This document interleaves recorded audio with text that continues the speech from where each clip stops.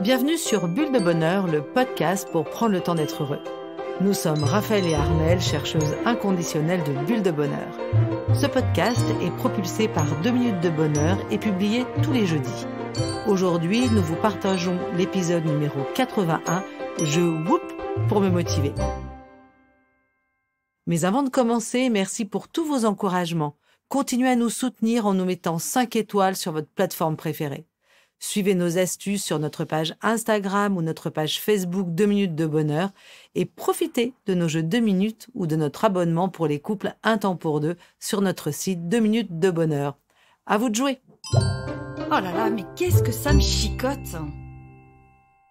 Je prends souvent des grandes résolutions à la nouvelle année.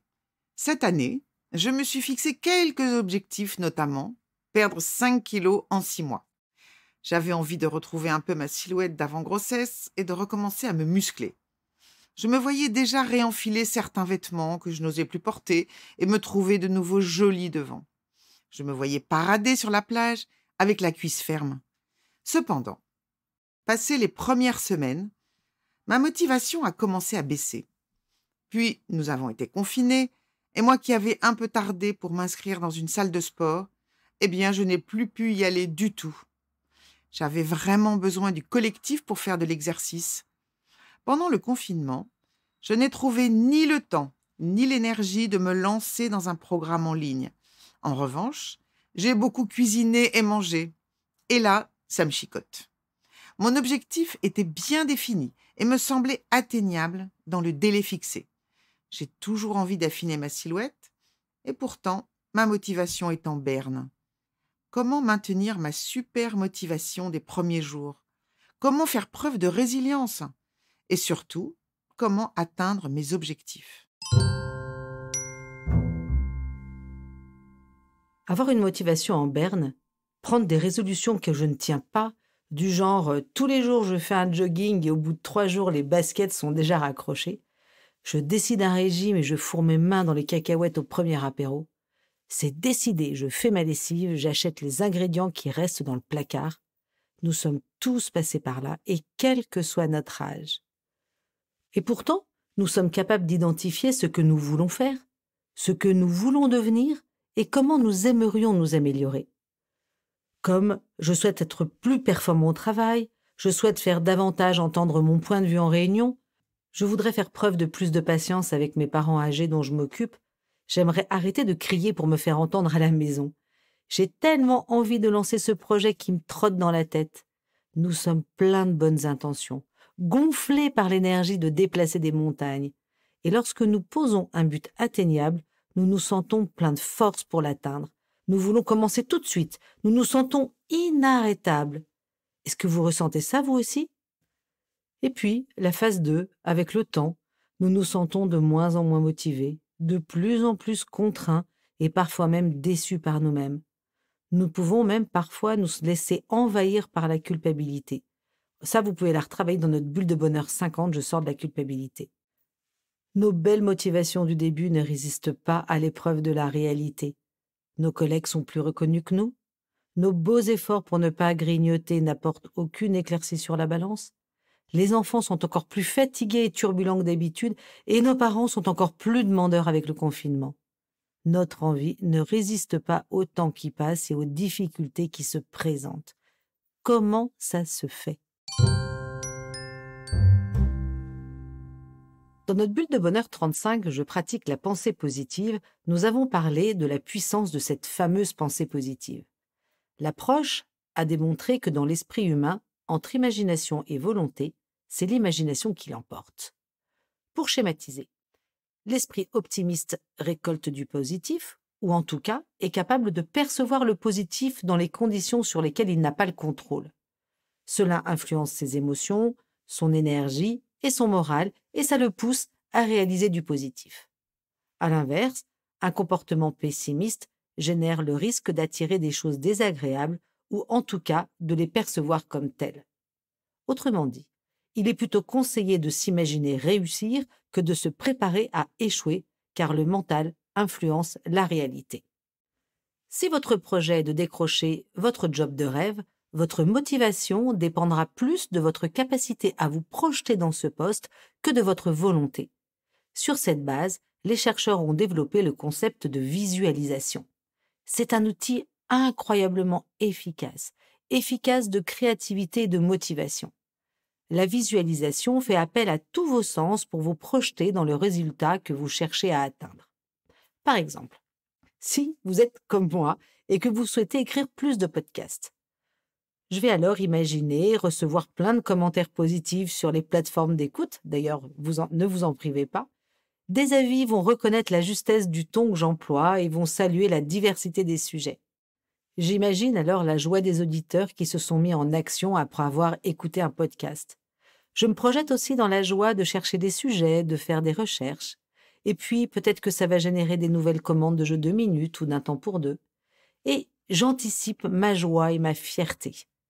La visualisation est un excellent outil pour élargir le champ des possibles et envisager la meilleure version de soi-même.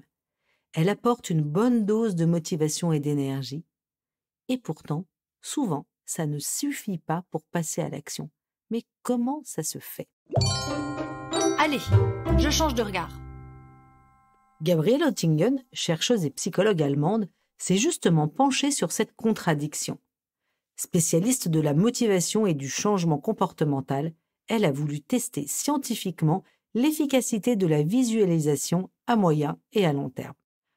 Eh bien, elle a été surprise de tirer des conclusions complètement contre-intuitives. Par exemple, selon ces études, les femmes qui fantasmaient le plus et le plus fort à propos de leur perte de poids et qui semblaient les plus galvanisées sont celles qui ont perdu le moins de kilos. Dans le domaine des études de la transition vers le monde du travail, les étudiants qui rêvaient le plus de grandeur et de réaliser leurs ambitions sont ceux qui envoyaient le moins de CV et qui ont décroché les jobs les moins bien rémunérés. Très éclairant également, dans le domaine médical, sur une population de patients ayant vécu une opération de remplacement de la hanche, plus les patients s'imaginaient récupérer rapidement et moins c'était le cas.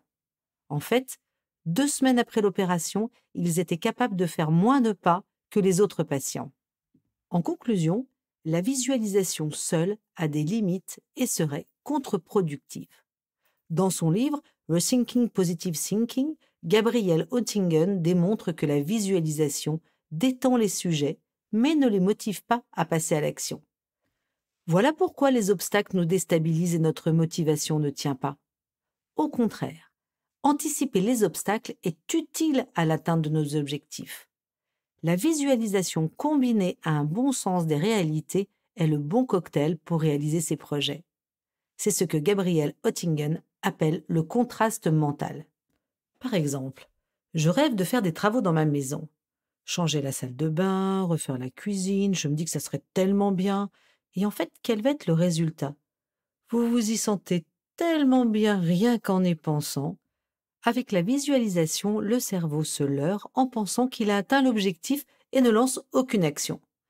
En vérité, vous n'avez rien fait pour atteindre cet objectif parce que vous avez négligé le fait que ça soit difficile de faire des travaux.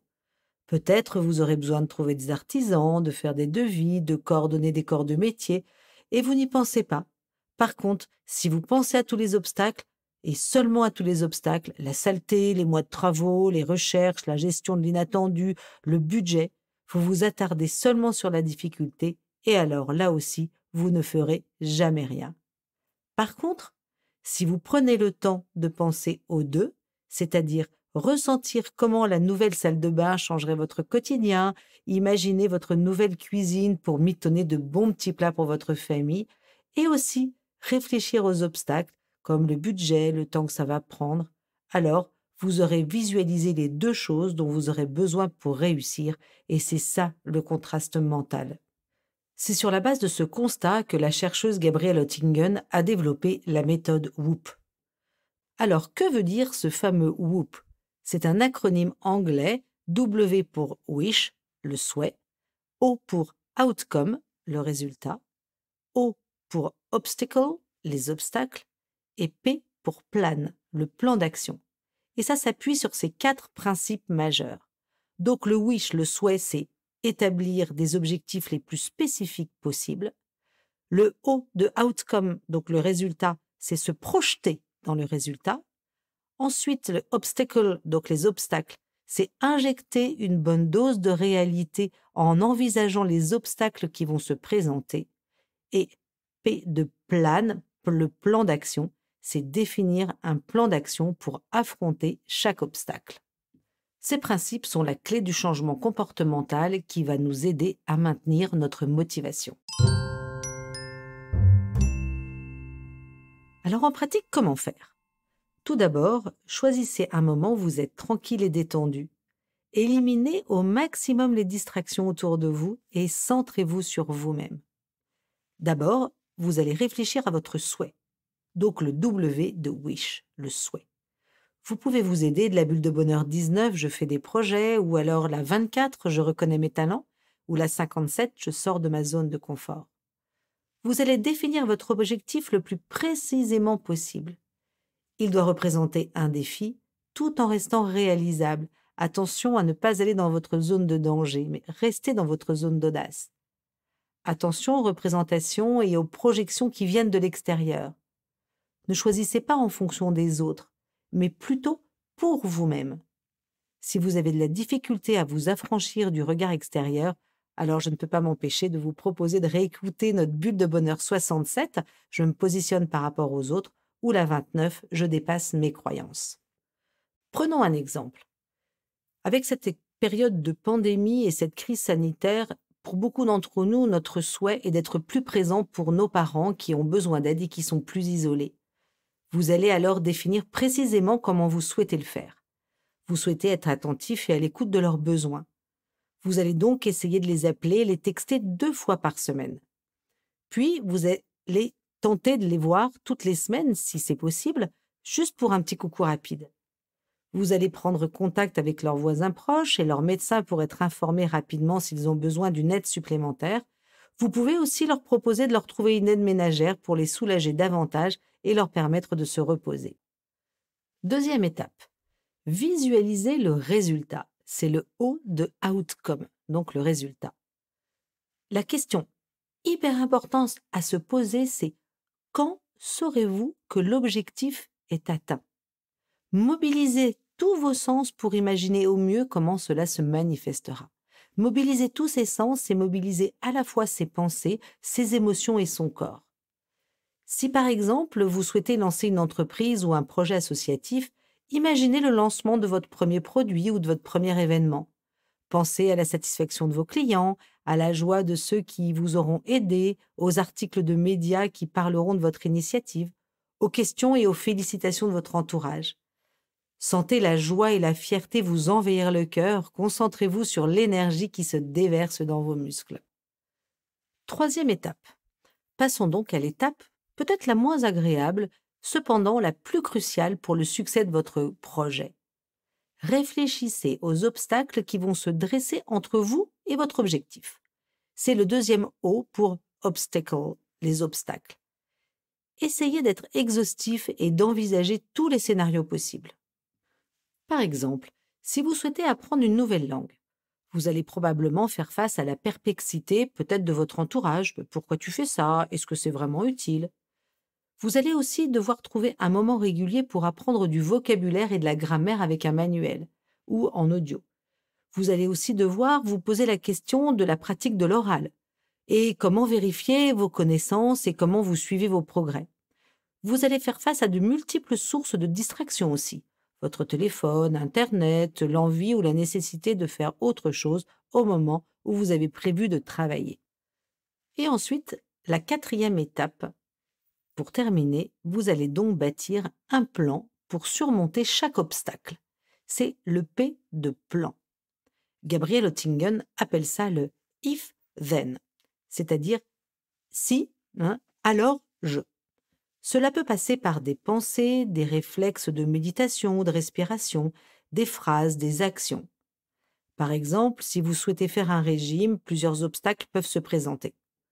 Si nous choisissons comme exemple l'obstacle spécifique du grignotage, vous pouvez imaginer par exemple de demander à votre conjoint de faire des courses à votre place en respectant scrupuleusement la liste que vous aurez faite et en éradiquant toute forme d'encas hypercalorique. Vous pouvez également, par exemple, vous préparer un stock d'encas bien savoureux et bon pour la santé. Vous pouvez aussi vous autoriser une seule pause collation dans la matinée et dans l'après-midi. Si vous avez envie de grignoter, vous pouvez aussi adopter un réflexe physique que vous attachez au résultat que vous voulez atteindre. Par exemple, si vous avez envie de grignoter, vous croisez discrètement les doigts, vous cognez vos talons 2 fois et hop, l'image de votre bien-être en maillot de bain vous revient.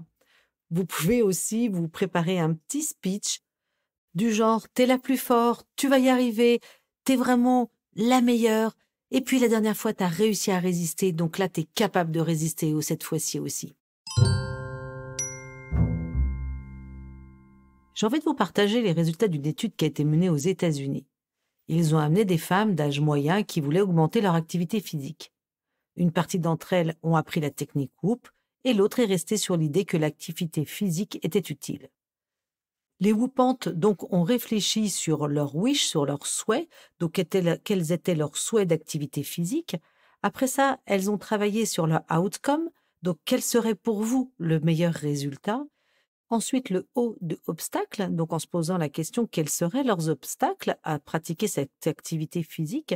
Et puis ensuite, dernière étape, le plan, donc le plan de le si et alors. Et donc, elles ont pris le temps de faire toutes ces étapes spécifiques. Les chercheurs ont ensuite mesuré sur un temps court et aussi l'activité sur un temps beaucoup plus long, c'est-à-dire des mois et des mois plus tard. Alors, quel a été le résultat de ces femmes qui ont été invitées à faire la méthode Whoop face au groupe de référence? Alors, au début, elles s'entraînaient un peu plus. Mais ensuite, des semaines plus tard, 4, 8, même 10 semaines plus tard, en fait, elles ont augmenté leur quantité d'activité physique en minutes d'environ 2 fois plus, en faisant de l'exercice en moyenne au moins 2 fois par semaine, alors qu'elles ne l'avaient jamais fait auparavant. Comme si réellement penser à ces choses, penser à cette méthode semblait un moyen important pour établir de nouvelles habitudes. Je vous laisse imaginer l'état du groupe de référence, comme beaucoup d'entre nous quand nous avons toutes ces bonnes intentions. Et bien en fait, 10 semaines plus tard, est-ce que véritablement nous continuons à faire nos activités physiques? En fait, en réalité, il est sûr que whooper, j'aime bien ce mot-là, whooper est une technique qui peut aider à modifier des habitudes et surtout à continuer à être motivé pour pouvoir établir de nouvelles choses.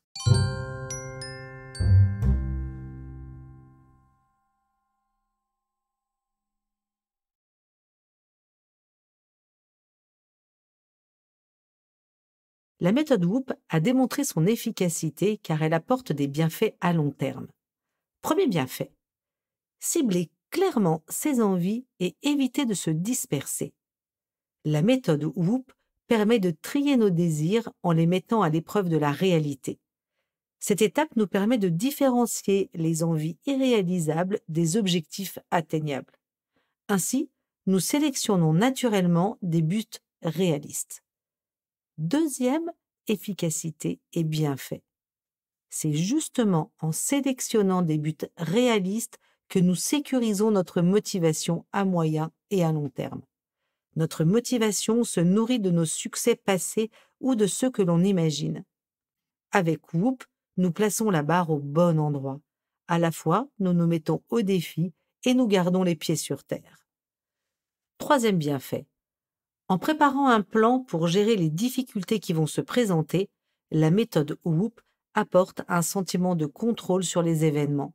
Nous courons moins le risque d'être surpris et ébranlés par un obstacle puisque nous y avons pensé et nous avons un plan en tête. Et puis pour finir, dernier bienfait, la méthode Whoop génère un changement de comportement. Et c'est le prérequis au changement de long terme. Avec Whoop, nous faisons plus qu'atteindre un objectif ponctuel. Nous gagnons des ressources pour nous mettre en action en vue d'autres projets, d'autres développements de notre personnalité et nous renforçons notre confiance en nous-mêmes. Et hop, je me lance. Si je résume. 1. Notre motivation n'est pas linéaire. Elle a tendance à baisser avec le temps et la mise à l'épreuve de la réalité. 2. Visualiser le résultat de nos efforts nourrit notre créativité et notre envie de réaliser nos projets. 3. La méthode WHOOP confronte nos projets avec la réalité pour nous maintenir motivés et en action. 4. Le WHOOP nous aide à accomplir nos rêves et adopter des changements comportementaux profonds et à long terme. À vous de jouer, chers auditeurs. 2 minutes pour repenser à un de vos projets et vous demander quels obstacles vous avez rencontrés et comment vous pourriez y remédier. La petite mousse de la semaine nous vient de Zig Ziglar. C'est votre attitude, bien plus que votre aptitude, qui détermine votre altitude. Avec Bulle de Bonheur, prenez le temps d'être heureux. Merci pour votre écoute. Si vous avez aimé, dites-le nous avec 5 étoiles. Laissez vos commentaires et envoyez des bulles de bonheur à vos amis en partageant ce podcast. Inscrivez-vous à notre newsletter en allant sur notre site 2minutesdebonheur.com, 2 en chiffres, pour être notifié de nos prochains épisodes. Également, profitez de toutes nos astuces sur nos réseaux sociaux, Instagram et Facebook, 2 minutes de bonheur. Enfin, Bulle de Bonheur est propulsée par les jeux 2 minutes, 52 cartes pour prendre le temps d'être heureux.